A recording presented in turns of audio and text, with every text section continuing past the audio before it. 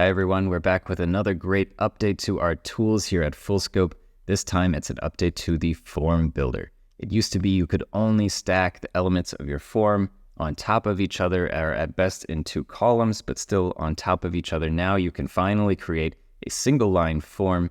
So especially if you have just a really quick, for example, sign up to my newsletter form that just has the email and a submit button, you can make it even smaller, even sleeker, and just work with a single line form that hopefully works for you and your business. So to do that, just come into any form or of course create a new one. I'm going to go to the subscriber form, for example. And then in here, we just need to go to the settings at the top right, or rather styles and options, I should say, is the button.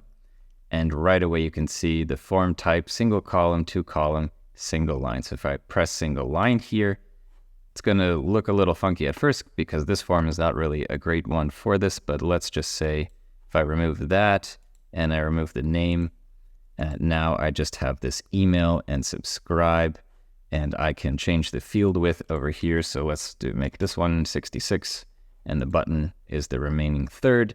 And now we have this beautiful, easy to use single line form, especially again, if you just want to get quick reactions from people, just subscribe here, then all they need is the email and the subscribe button, or sign up here, whatever it might be. Now you can create these even smaller, even sleeker forms for your websites or just for whatever needs your business has.